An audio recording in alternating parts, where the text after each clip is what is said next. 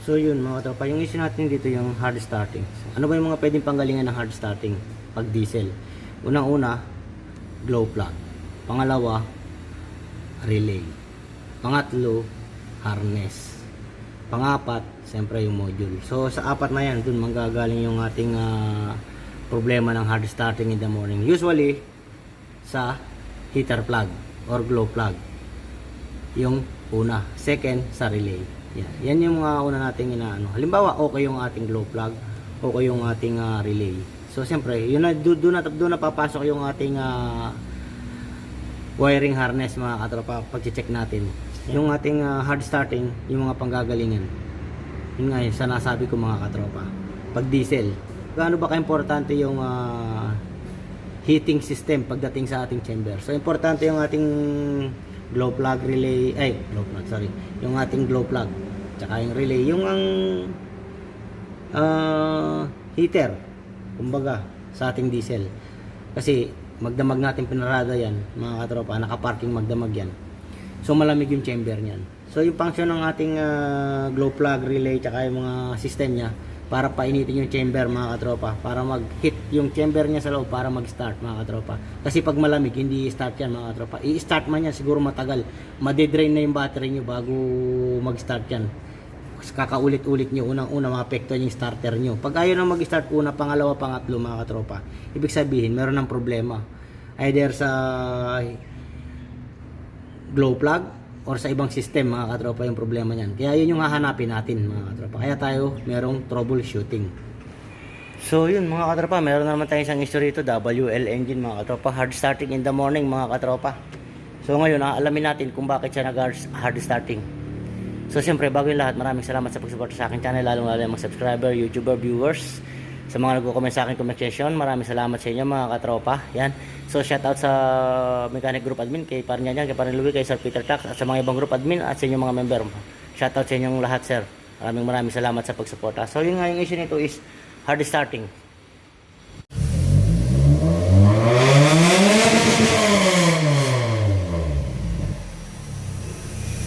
Welcome to my channel. Ngayon, alamin natin kung bakit siya hard starting mga katropa. So, i-on muna natin, tignan muna natin.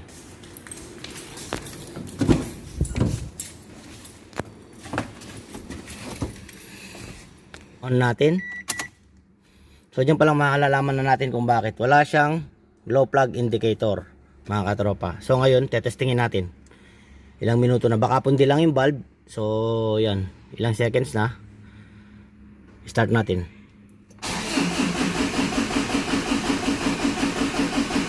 So, hard starting mga katropa. Ngayon, check natin yung sa may glow plug kung may supply ba siya. Ano natin gawin? Checkin natin yung para mas madali. Checkin natin tong supply dito kung meron bang supply. So, gagamit tayo ng test light. Test light lang muna mga katropa. Pwede rin naman kayo gumamit ng voltmeter. So, sa ngayon, ngayon wala. Try natin i-on. On natin. Naka-on na tayo, dapat may supply yan mga katropa.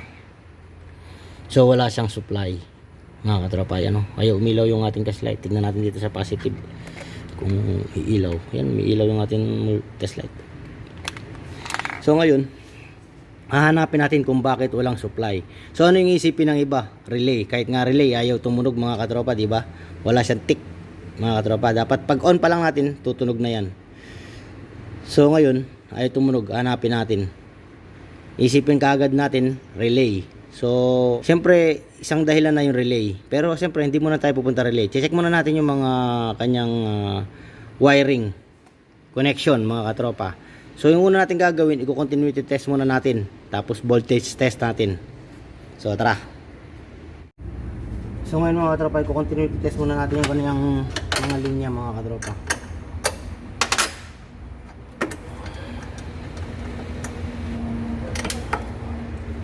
Dito muna natin yung mga yan.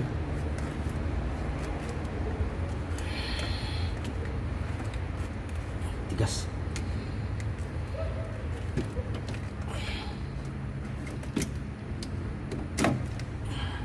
yung kanyang relay, glow plug relay.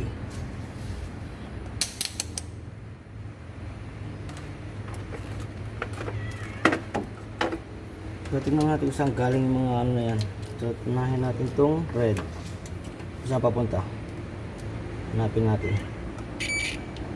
So papunta siya rito, dito meron din supply. So papunta rin sa glow plug mga katropa.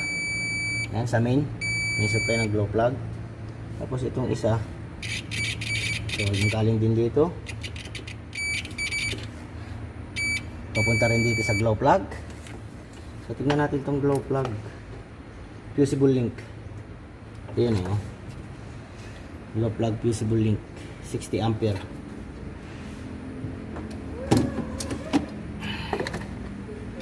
Tanggalin muna natin, gamit natin yung ating plier kasi matigas. Tingnan natin.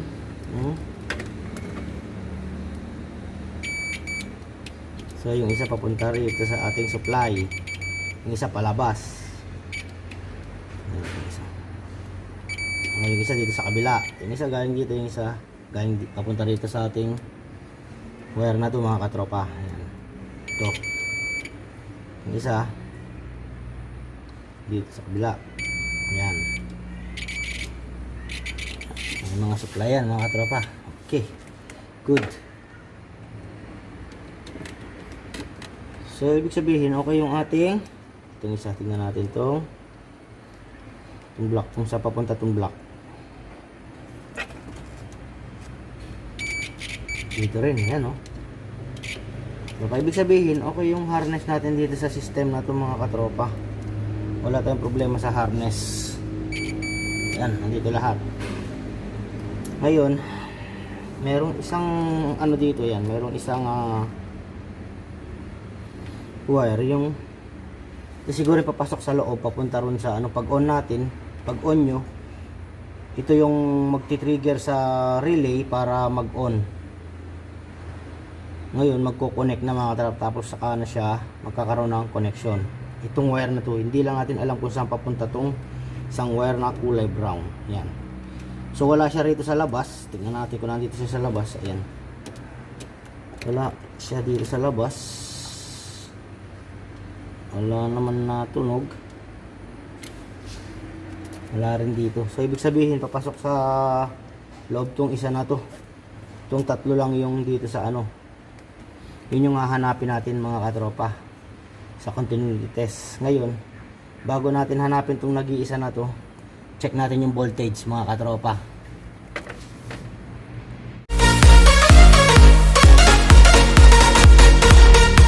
Para magkaroon tayo ng supply ng battery mga katropa, kailangan natin i-connect. Nakaklip tayo, pero make sure natin na hindi tatama sa ground tong ating red mga katropa. Yung dito sa negative okay lang yan kasi ground naman. So yung gagawin natin, kukonect natin sa battery yan para magkaroon tayo ng supply.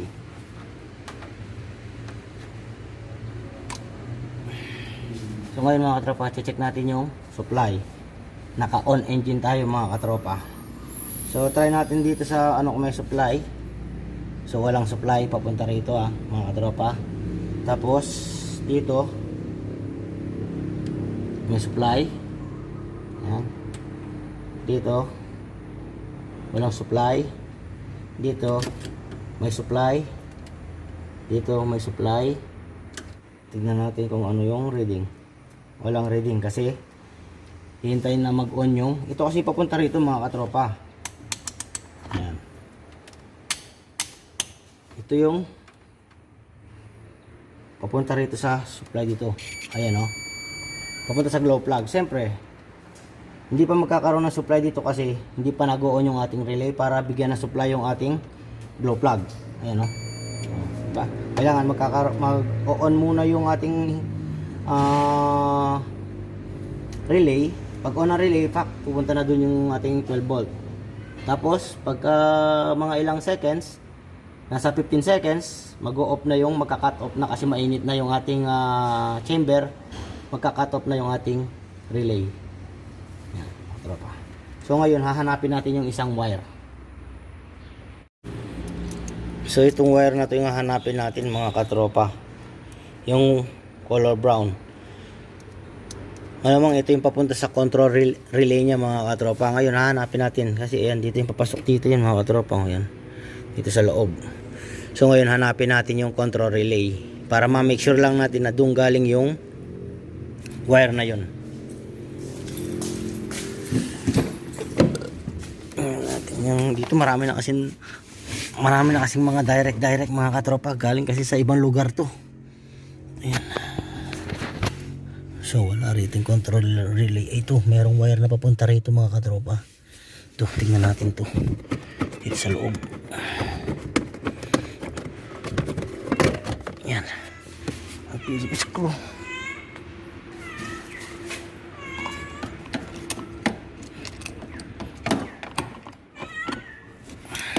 May pusa. Binabantayan tayo ng pusa mga katropa. So yan. Ayun. So ito yata yun mga katropa. Kanyang control relay. So tanggalin muna natin dito. Kailangan natin ng 10mm.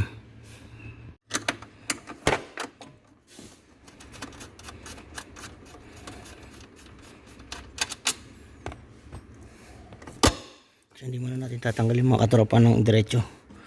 Igaganyan muna natin, tasugutin natin ito sa socket. Yan. Ito yan. Dito natin hahanapin yung isang wire. Mukhang ito yung kanyang controller mga katropa yan. So ngayon susundot-sundutin natin dyan. I-connect muna natin dun.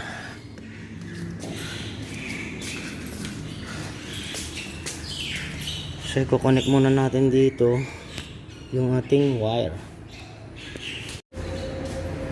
So yun mga katropa, nakakonect na tayo sa kulay brown. So yun, sana nag-comment sa atin na paano daw ba mapapaabot, paano ba daw mag-continue test yung halimbawa yung sensor nasa labas, yung ECU nasa loob. So kailangan lang natin ng mahabang wire extension mga katropa. Kagaya nito ginawa ko, nasa labas yung socket, pupunta tayo sa loob, ayan, meron tayong wire. Kukonect natin dito sa ating multimeter yung isa siyempre nakakonect dito sa ating multimeter. Yan. Yan dito. So kailangan man tayong extra wire para kung sakaling malayo yung i-continue test nyo mula sa labas papunta sa loob. Yan. So ngayon hanapin natin dito mga katropa kasi hindi pwedeng walang controller yung relay pag on natin. Yan. Para masundot natin na maigi mga katropa, makita natin kung dito ba talaga papunta yun.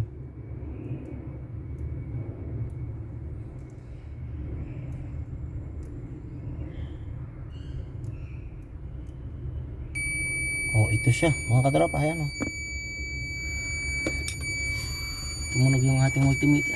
So ibig sabihin papasok dito, papunta rito sa ating module. Ayan. Yung wire na yun. So ayan yung ito yung trigger sa relay para mag-on mga katropa. Kung may problema to, hindi mag-on yung relay. Kasi magmula sa susi o on supply pupunta rito. So iti-trigger nito papasok dun. Ay papalabas dun sa ating relay. Yan. So di ba? Ito. So WL93. So ngayon meron tayong isang unit dun mga katropa. Kukunin ko muna yung ganito nya. Naka-stock na rin yung unit na yun. Kumbaga pag meron kaming BTP na kasi model, so kinukuha na lang namin ng parts mga katropa. So meron dun na ganito. Kukunin ko muna para matesting natin mga katropa.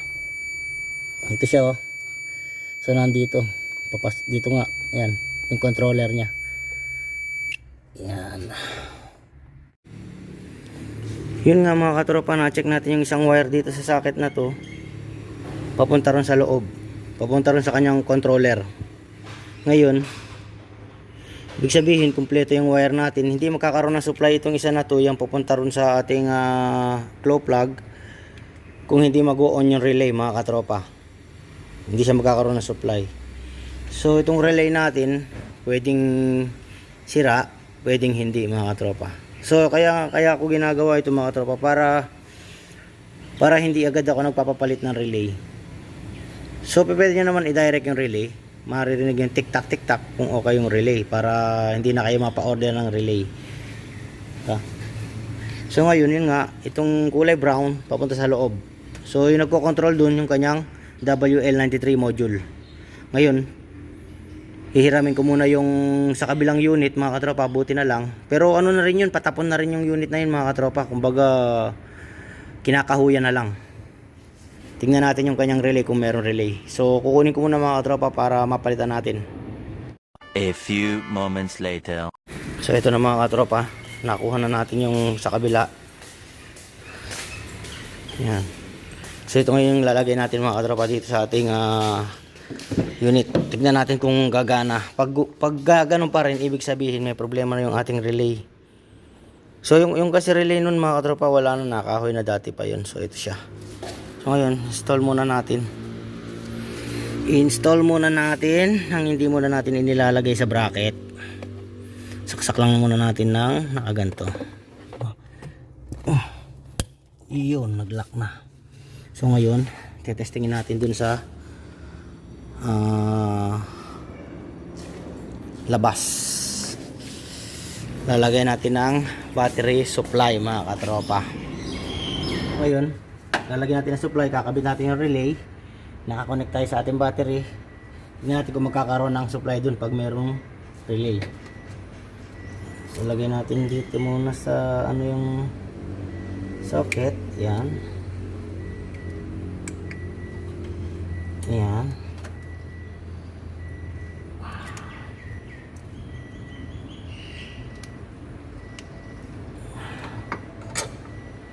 So i-on natin. Uy, tumunog yung relay ah. Sabihin meron na supply dito yan. Tingnan mga katropa. So yun, may supply na mga katropa yan, no? Nagka-supply na. Namatay na. Ibig sabihin gumagana na mga katropa.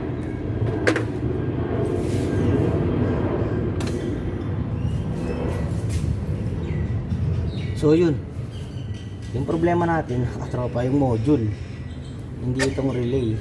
Kasi gumana na mga katropa, nagkaroon na ng supply yung ating relay papunta ron sa ano, nag-cut off ng mga katropa.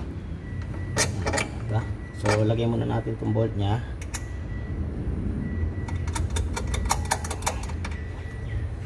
Ngayon tignan natin kung meron na siyang, tignan na baka sumayad tayo sa ground.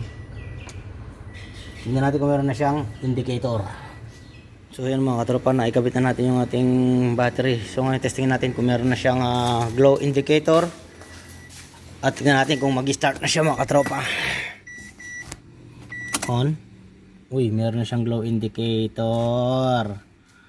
Mga katropa. Yan. So start natin mga katropa. Uy. Start na siya mga katropa. Saglit lang. Ayan o. Saglit lang. Start na siya mga katropa. Start na mga katropa. So yung tunog ng makina niya medyo okay pa naman, pantay-pantay yung tunog mga katropa, maganda pa yung tunog ng makina, pero old model na to mga katropa. So yun, may tumutunog na mga katropa dito sa ating relay mga katropa, unless kanina walang tumutunog.